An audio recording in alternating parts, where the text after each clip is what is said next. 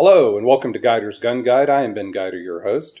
It has been a while since I put any content out, and I'm really excited to be doing my first video back here about the Crossman 362. This is a brand new entry that showed up on Crossman's catalog for 2021, but they are unable to get it out the door until 2022. I got the notice in early January that they finally were in stock. I'd been waiting very patiently and very excited for it. And judging by a lot of what's going on online, it seems a lot of y'all have as well. So here we have the 362. We're going to do an unboxing, first impressions, and we'll get to it. All right, so we're going to begin with a walk around the box here. In the bottom right corner of the front, we've got the model number, variable pump, the 362 variable pump, air-powered hunt. We're going to notice that this is definitely marketed towards people looking for small game hunting, and that comes out very clearly in the rest of this box. But we've got the variable pump air-powered hunt is how they are describing this gun. On the back of the box, we have a little breakdown identifying we have an all-weather synthetic stock. The rear sight, which appears to be a peep, is elevation adjustable. I'm not seeing where it says windage. That's interesting. We'll get into that. Bolt action, and the front there says a uniform easy pumping force. For specifications, power source, it is variable pump. Ammunition is .22 caliber. Overall length 36 inches. Barrel is rifled steel. Sights, front fixed blade, and rear is adjustable. As we saw before, it says elevation adjustable. It doesn't say windage, so we're going to get into that and figure that out. And then safety is the standard Crossman cross bolt. Also, we have, of course, the stand behind their warranty with our product with a limited 1-year warranty on all materials and workmanship.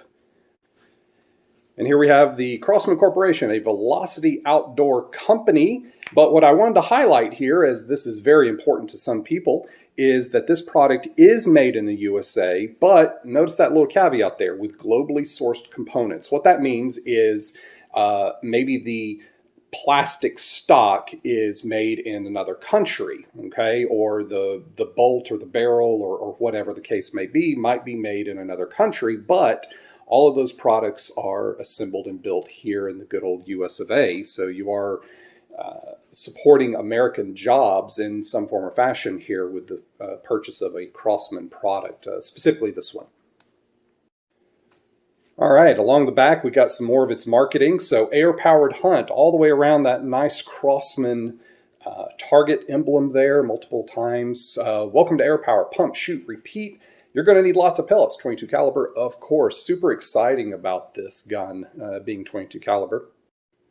Here we have the recommended uses, or the perfect for, as Crossman's calling it. We've got skill advancement, so that's just simply doing your plinking or your target shooting out back. They say it's good for that. Hunting wabbits. All right, excellent. So this is definitely being marketed as sufficient and appropriate for small game hunting. That, of course, is going to be within the whatever limits of yourself. And, you know, you're probably not going to be shooting wabbits at 200 yards with this gun. Okay, so let's take that into account. Your range is appropriate. Perfect for use on the range, and then, of course, critter control. So basic pest control of your ground squirrels or things getting after your garden or what have you. Velocity is listed as up to 875 feet per second with alloy pellets and up to 700 feet per second with lead pellets. Now, I'm loving this, okay? This has been a complaint of mine for years since the advent of the alloy pellets, is you will have manufacturers post the maximum velocity of their air rifle, but what they don't tell you is we got that with alloy pellets, okay? And so what that does is the consumer, doesn't exactly know what you're getting. I love this. This is honesty in marketing and advertising. Props to Crossman for it. Let us know up front. This is the velocity we're talking about, but it was from alloy. Here's what you can expect from lead. Now, notice this up to, okay? The up to is that little legal limitation jargon stuff, right? So what does up to mean? Well, that means if I put a very large, heavy .22 caliber pellet in here and then get upset that it only went 400 feet per second, don't blame that on the gun, okay? The up to is if you go out there and you find the lightest lead pellet manufactured in 22 caliber, and the gun is properly lubricated, and the environment where you're pumping the air in is of the appropriate temperature, and all, atmospheric pressures, all these things are all perfect and aligned, you can expect to see 700. Now, what that means in practicality for the average shooter is oftentimes those numbers aren't reached, and you'll have people get upset by that. But I hate to tell y'all, that's a misunderstanding on your part, not false advertising on the marketer. Okay, so just try to understand that there's a lot going on that gets this data out there. Okay. Here we have a very interesting thing here on the back of the box is how powerful is it?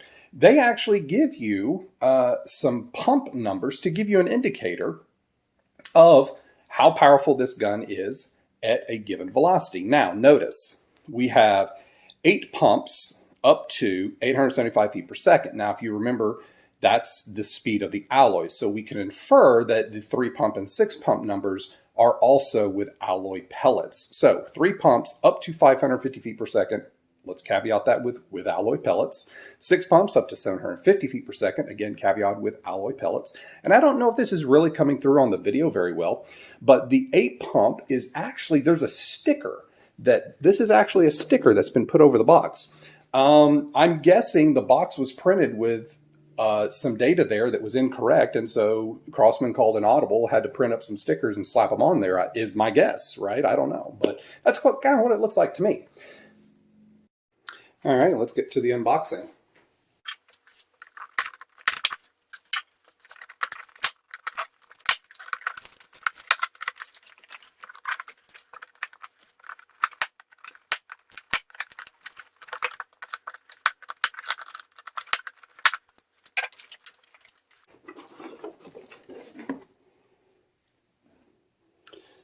All right, so you'll see the packing protection in here is minimal.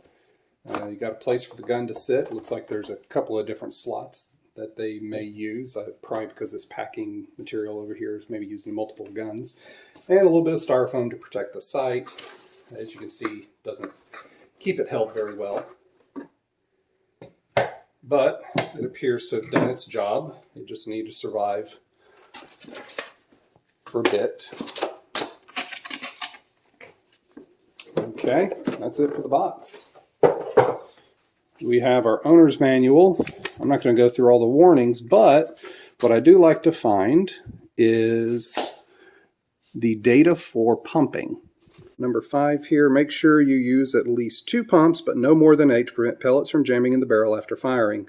So notice that parentheses, the 8 doesn't prevent it, right? The 2 is your bare minimum. If you don't put enough pressure behind it, a pellet may not get all the way out of the barrel, and that creates a dangerous situation. But maximum pumps are 8. Notice that we've also got Diabolo pellets and some cylindrical pellets listed here as options for use. That's really cool. We have our bolt action, single shot, pneumatic action, open, fully adjustable for windage. There it is. So the sight says fully adjustable for windage and elevation. Front high ramp blade, cross bolt safety, and 22 caliber up to 800 feet per second. Notice that number is different than what's on the box, right? So that may be what they were fixing on the box. Who knows? All right, so I just took a minute to knock off the styrofoam pieces that were on the rear sight here. And so now let's go over this. So first thing I'm noticing here is any of you who have held the other Crossman multi-pumpers, right? So your 760, and I'm talking the modern ones, okay? The recent manufacturers. The Legacy 1000, the 2100B, the, what else? A Remington Airmaster, what is that? 77XS? No, that's the Winchester. Airmaster 77, right? Okay, so if you've held any of those, you know that the plastic quality, it leaves a lot to be desired. Okay, and I was wondering if we were going to get the same type of plastics that we've come accustomed to with Crossman air rifles. I'm not a huge fan of them, to be perfectly frank. And I say that to say this: the material here it feels more solid. The texture feels more quality. Here on the back, we've got an actual nice rubber butt plate screwed in. It's not, some faux, molded part of the fake part of the extension of the stock, as you'll see on some of the other air rifles, Crossman air rifles. So moving forward, that's the first thing I just want to say is point out is this air rifle, it feels, oh, there's my balance point. That's nice. This air rifle feels, the plastic feels nice. Moving forward, we have the crossbolt safety is in fact metal, and that's very nice. That's a nice touch. The trigger, though, it's plastic. Trigger guard is plastic. Let's see. The rear sight is the rear sight that, so you'll notice this breech, bolt and rear sight, are of a design that comes on the 13XX series, right? So your 1377, your 1322, those Crossman pistols, this is the bolt. Now, that being said, this entire design is built on or premised on those design elements of the very popular, very successful 1300 series. So the tube, you'll notice, well, that's not the 1300 series tube. You're right. It's a longer version of it, okay? But it looks like it's the same tube. It looks like it's got the same back-end plug here. There's people out there already replacing this plastic, the plastic receiver here. They're replacing it with the Crossman 1300 series 22 caliber receivers. So all of the aftermarket stuff that's out there for the 1300 series, as far as the trigger group or the bolt group goes, your bolt handle, your probe, all of these should be fully 100% interchangeable, replaceable. Now, what that also means is the barrels are as well. But here's what's really cool, is we've already got a nice rifle length barrel. One of the things that people will do, have been doing for years, decades, is taking the 1300 platform and turning it into a carbine or a full-blown rifle length. But if you've seen some of those, great job on their creation, but they didn't look like a rifle, right? There was always some sort of something about it. The pump action also was very limited in that your sweep stroke or your stroke length and volume was low. Now, I will tell you, as we move forward to another feature, that looks like the recently designed, this was a new Crossman piston, pump piston design, being metal, replacing a plastic design they'd used for years. This showed up, first place I know about it was in the Legacy 1000 or the Airmaster 77, okay? Very nice piston rod here. So what that tells me is we're dealing with those types of power levels. You'll notice the stroke and sweep volume here is much higher, much longer than a 1300 series. So this is basically a rifled version of your 1300 series. Kind of what I'm getting from it. All right, so moving on, we've got Crossman 362, 22 caliber. Again, I don't know if you noticed, but when I did that pump, it was very easy. Like, I didn't put any effort on it. The marketing on the website says that this pump action is easier than the 760 multi-pumper, okay?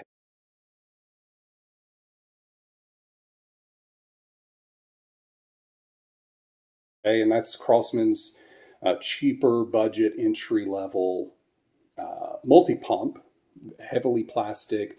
Again, the plastic on it feels really cheap. But it can be fairly hard to pump. This guy, that was pretty easy. Cocking. I'm just going to do a quick inspection there because I'm going to empty this. Okay, so what I want to do here is I want to test that pumping action. That is a nice, long, open, full stroke.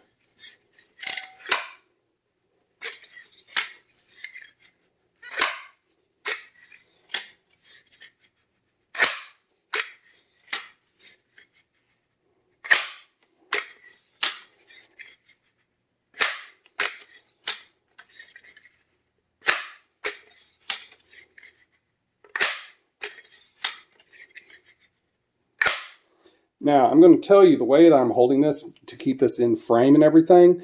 I am not holding this in the most ideal, optimal way to get the best leverage to make for the easiest pumping effort. Okay, that was awkwardly held, but I pumped it. And it did not feel that hard to pump. So I'm going to say, you know, that's a pretty good win there. We're going to go ahead and empty this. Woo, that is loud in my kitchen. Echoey, all enclosed. Anyway, we have here nice front blade. Nothing special about it. There's no type of dot or fiber optic that you'll see in other pumpers from other manufacturers in this price point. By the way, price point is $109 on the Crossman website. I picked this up from Pyramid Air, actually, and price was a little bit lower. And of course, I took the opportunity to buy some pellets. Always do, right? So there we go. That is the unboxing, first impressions of the Crossman 362. Really excited to get this outside, give it a shot. Haha, obligatory gun pun for y'all, everybody. And yeah, so there's a lot of, I want to say, there's a lot of people already getting multiples of these guns. So there's a Facebook group, Crossman 362. If you get this gun or you want to go check it out, that's kind of basically, it's an owner's group. Go check it out. And the guy who started the group, he just finished buying his third or fourth. He does some beautiful dip work. I don't know what it's called, but where he's putting camo and all kinds of craziness on these guns, really setting them up. Looks beautiful. Looks absolutely beautiful, his work. I'm not plugging for him or anything, just commenting. And so there's already a lot of people getting after this gun. Because it's built on the 1700 platform. I'm sorry, 1300 platform. Excuse me, 13XX. XX.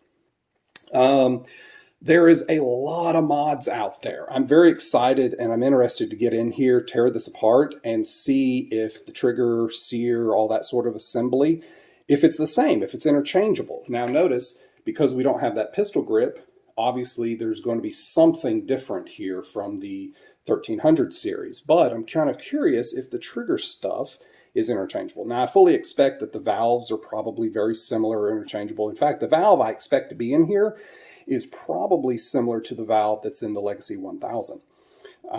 But I expect us to have a 1300 hammer in here, 1300 style hammer. In fact, there's been people complain that there's a particular screw design that Crossman didn't use here, that if they had, we could have had a hidden breech screw.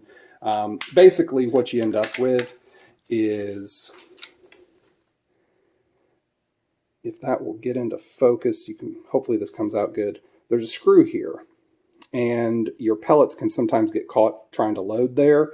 And there's another design of this based on the, I think it's the CO2 versions, the 2200 series, that has a different breech screw location. It's back here, it's hidden, which alleviates this problem. I really wish they would just not do this, but you know, whatever. So yeah, I would say first impressions for the price point that this is definitely one of the nicer out-of-the-box multi-pump air rifles I've put my hands on here recently. this is really exciting. This is the first 22 caliber Crossman air rifle in a while. The last one they made was, I think it was the 2200, the Crossman 2200. It was basically the 2100, but in a 22 caliber. Now, of course, you know, some might call me on this and say, well, what about the Benjamins? Well, yes, Crossman, Benjamin merged, same company. You can make the pedantic argument that, okay, they've also been producing the Benjamin or the Sheridan multi-pump air rifles. There was it the 397, 392s, I think they are, something like that. I'll put that at the bottom. If I'm wrong, I'll fix it. But those air rifles, multi-pumpers, very nice designs, very old designs, brass barrels, interestingly. And so those have been the only 22 caliber multi-pump air rifle that Crossman / Benjamin, okay, under that umbrella, has had in production for a number of years. But this is the first one that Crossman, under Crossman's brand name, has released in a while. So super excited to get this outside and put some shots across the crony, put some pellets on paper. You notice I got, with my purchase, I grabbed 3 packs of these Crossman Dome 22 caliber. You notice this says, what they call this? It was like Crossman Essentials or something, but recreational grade, domed pellet. It's, you notice it's not the Crossman Premier name anymore on those. I don't know if this is now just a new product line that they've got the Crossman Essential or Crossman, whatever these are, and then the Premiers, or if they've just completely rebranded. I don't know. But anyway, these are what I'll be shooting out of it primarily. You know, under the logic that if you pick this up at Academy or Bass Pro Shop, I don't know if they're selling them. Walmart, if Walmart starts carrying these, I don't know. Presumably you'll pick up 10 of Crossman pellets to go with it. So I kind of like to see what do pellets do in the brand and gun that's manufactured for them. I will also, of course, be getting the 22 JSBs. I've got a whole bunch of JSBs. I got a whole bunch of H&Ns. I'll be trying out all kinds of those as well, but some people don't want to try to find those. They want to use what they can find at Walmart or whatever. So I like to show those together. Anyway, I think that's it. So as always, thank you for watching. Please don't forget to hit like and subscribe. I am over 400, and I think I'm over 460 subscribers now, 5,000 continuous watch hours I'm hitting some mile markers with my channel, so I do appreciate that, everyone, for the likes, the follows, the shares. I appreciate all of that. So thank you very much, and we'll see you next time.